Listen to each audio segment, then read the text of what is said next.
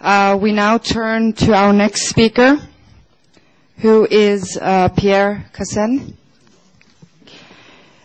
He was born in 1953 as a former syndicalist, and what is most interesting is, of course, that he's the leader of a campaign against the Islamic scarf and any ostensible religious belief-related items in school. In 2007, he founded the internet newspaper Riposte Laïque. He is also the organizer of the Pork, Sausage and Wine Street event in Paris in June of 2010. Yes, good job. And he was the organizer of that wonderful meeting on December 18th about the Islamization of our countries. That was a huge meeting in Paris that I had the pleasure of attending and staying for a few days extra due to the snowfall back in Paris. But I do remember spending the time there, and I really enjoyed the conference. So thank you very much for coming. We are going to have a simultaneous translation on the screen for you to read. Thank you.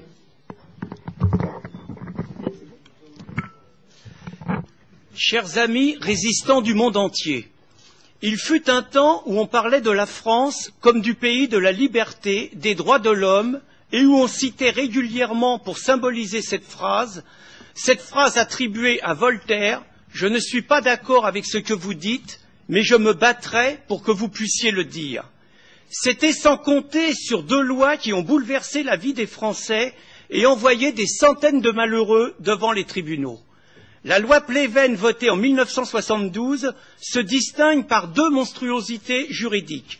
Auparavant, dans la société française, pour déposer plainte, il fallait avoir été soi-même victime d'un préjudice.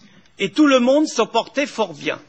Première monstruosité, cette loi introduisait des notions nouvelles, comme provocation à la haine ou provocation à la discrimination.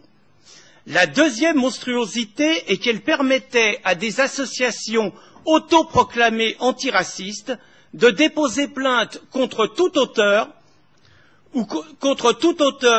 de propos considérés comme attisant la haine contre un groupe de personnes en raison de son appartenance ou non-appartenance à une ethnie, une nation, une race ou une religion déterminée.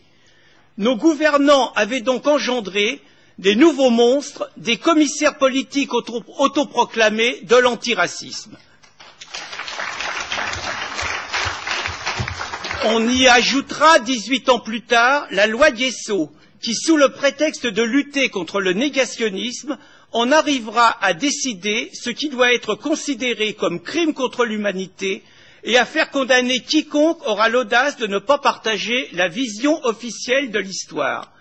Ainsi, si cette loi avait existé en France avant 1990, tous ceux qui auraient douté de la version officielle sur le meurtre des officiers polonais de Katyn, longtemps attribué à l'Allemagne nazie, auraient été inculpés et lourdement condamnés. Nous avons eu droit à des exemples cocasses de la mise en application de ces 2 lois qui servirent essentiellement à faire inculper puis condamner quiconque osait contester que l'immigration n'était pas forcément une chance pour la France ou que l'islam n'était pas obligatoirement la religion d'amour, de tolérance et de paix, comme nous le ânonnaient les experts officiels du politiquement correct. Celui qui vous parle, après plus de 4 années d'existence de Riposte Laïque et la diffusion de plus de 8000 articles, se retrouva le 3 février dernier en compagnie de Pascal Ilout, né Mohamed, présent dans cette salle, traîné à son tour devant le tribunal de Paris, la 17e chambre, pour 2 articles jugés incitatoires à la haine, à la discrimination ou à la violence contre les musulmans. Dans le premier, nous expliquions que ce seraient eux ou nous, les islamistes ou les républicains laïcs, pour répondre à une phrase d'un gauchiste qui disait que ce seraient eux ou nous, mais parlant des patriotes et des gens du Front National. Dans le second, Pascal Ilout expliquait la stratégie de conquête des islamistes en Europe par l'immigration, les prénoms, le voile, le ramadan, les mosquées, le halal et la réislamisation des musulmans déjà présents. Je voudrais, sans refaire intégralement un procès qui durera 10 heures, vous faire part de notre argumentation essentielle et de celle des prétendus antiracistes, sans oublier la procureure de la République. Nous avons défendu l'idée que nous attaquions un dogme et pas des personnes. Nous avons fait la distinction entre islamistes et musulmans, expliquant que pour nous, un islamiste faisait passer les lois de sa religion avant celles du pays, alors qu'un musulman acceptait de laisser de côté certains aspects du dogme religieux pour mieux se conformer à la loi. L'argumentaire des prétendus antiracistes fut le suivant. Certes, nous faisions la distinction entre musulmans et islamistes, mais il nous fut reproché de cacher notre jeu. Les avocats antiracistes firent cet amalgame ahurissant qui résume les méthodes d'inquisiteurs de toute une frange de la gauche. Critique de l'islam égale critique des musulmans, égale critique d'êtres humains, égale racisme, égale année 1930, égale juif. Il fut donc affirmé en plein tribunal que Riposte laïque représenterait, 80 ans plus tard, le parti nazi, rien de moins, et les musulmans seraient les nouveaux juifs. Quant à la procureure, elle fit encore mieux, expliquant que M. Cassan était un homme intelligent, j'en suis flatté, mais qu'il ne devait pas nous tromper et que, bien que reconnaissant qu'il n'attaquait qu'un dogme, on voyait bien qu'il voulait susciter par ses écrits la haine de tous les musulmans, que cela était transparent. Une superbe démonstration du délit d'opinion. Nous n'étions pas accusés pour nos écrits, mais pour ce que la procureure, qui avait instruit ce dossier, devinait de nos pensées quand nous écrivions.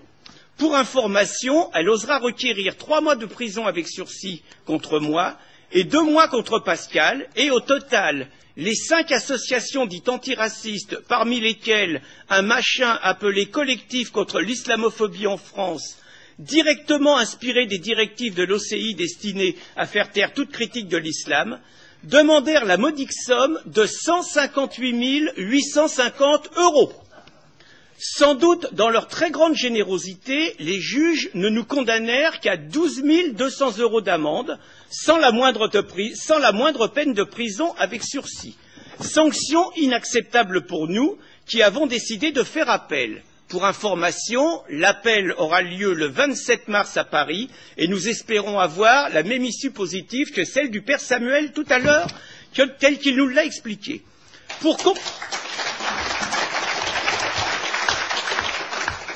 Pour comparaison des peines données par cette 17e chambre, le rappeur ni musulman Youssoufa, qui dans une parole de chanson expliqua qu'il mettait un billet sur la tête de celui qui ferait taire ce con de Éric Zemmour, le plus célèbre journaliste français mal pensant. C'est une menace de mort à peine déguisée. Il se vit condamné en première instance à 800 € d'amende avec sursis et 1 000 € de dommages et intérêts. Et, comme c'était trop pour lui, il fit appel. Il vient d'être acquitté, les juges ayant estimé que ses propos, loin d'être une menace de mort, étaient de l'art. Mais avant nous, bien d'autres, et pas des moindres, subirent les foudres de notre justice et de nos nouveaux inquisiteurs.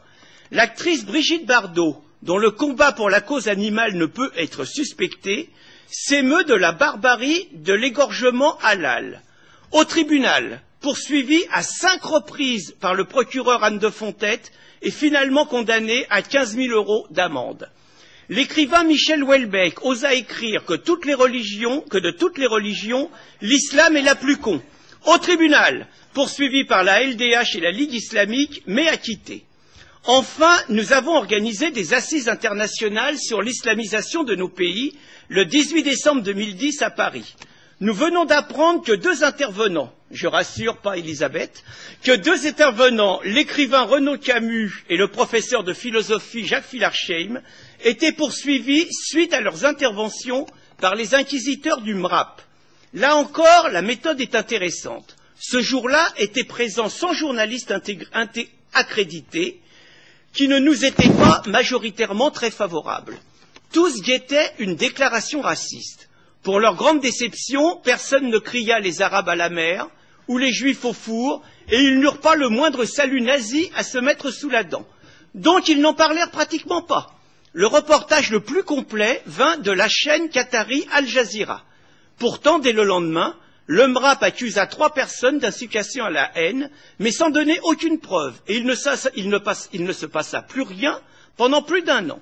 Puis, l'officine, voyant que l'État, à son grand dam, ne poursuivait pas les intervenants, décide de déposer plainte elle-même contre 2 des 3 intervenants cités, et l'éternel procureur Anne de Fontette instruit cette plainte, donc la rend légitime, quand les tribunaux français sont déjà surchargés. Que dire de ces dizaines de malheureux qui, simplement parce qu'ils refusent l'islamisation de leur pays, se retrouveront désemparés, traînés devant les tribunaux français comme des malfrats, tandis que pendant ce temps-là, sur notre territoire, rappeurs et islamistes multiplient, dans la plus grande impunité, intimidation et appel à la violence contre tout ce qui n'est pas musulman. Les associations dites antiracistes, ne comptant pour certaines qu'à peine 1 millier d'adhérents dans un pays de 65 millions d'habitants, vivent largement de subventions publiques. Ainsi, la LDH a-t-elle un budget annuel de 2 millions d'euros, SOS Racisme 1 million d'euros. Elles osent pour certaines contester la réalité du racisme anti-blanc et sont d'une incroyable discrétion sur l'antisémitisme de nombre de jeunes arabo-musulmans. Mais elles ont trouvé la combine pour décrocher le jackpot grâce à la complicité de procureurs droits-de-l'hommistes ou gauchistes. En premier dossier, l'une d'elles dépose plainte. Presque systématiquement, le procureur instruit. Une fois la plainte instruite, les autres associations dites antiracistes se portent partie civile et tout le monde se retrouve bras dessus au tribunal pour lyncher les malheureux accusés et exiger des indemnisations exorbitantes. Alors que quand une Christine Tazin, elle aussi présente, contributrice à Riposte laïque et présidente de Résistance républicaine, se voit menacée de mort sur une vidéo par un rappeur musulman, ces mêmes procureurs classent le dossier sans suite. Le philosophe Alain Finkielkraut disait que l'antiracisme était le communisme du XXIe siècle. Les prérogatives accordées à ces nouveaux staliniens, fossoyeurs de la liberté de penser en France, sont exorbitantes. Imaginez une société où on donne de tels droits à d'autres associations. Imaginez une association de défense des animaux. Pouvoir traîner devant les tribunaux quiconque oserait écrire qu'une entrecôte, c'est quand même bien bon. Incitation à la violence contre un groupe d'êtres humains, les animaux. Imaginons les associations homosexuelles exigeant la non-discrimination et attaquant tout photographe ou toute revue où on voit davantage de couples hétérosexuels qu'homosexuels. Discrimination contre un groupe de personnes en raison de son appartenance sexuelle. Imaginez des féministes puritaines et sectaires traîner devant les tribunaux quiconque osera proposer une représentation un peu sexuée de la femme. Incitation à la violence. Nous en sommes là en France. J'ai essayé de vous démontrer à travers ces multiples exemples que l'offensive des islamistes pour remettre en cause la liberté de blasphème était relayée par les associations dites antiracistes, par une partie de la gauche et une autre partie de la droite, puisque 2 députés ont déposé des projets de loi interdisant la critique de l'islam. Il y a en France un véritable nouveau pacte germano-soviétique qui s'appelle l'Alliance islamo-gauchiste et elle est essentiellement tournée contre les résistants refusant l'islamisation de leur pays. Nous constatons que ce ne sont pas souvent les islamistes qui, sur le terrain, font appliquer les revendications de l'OCI, visant à interdire toute critique de l'islam. Ce sont des gauchistes.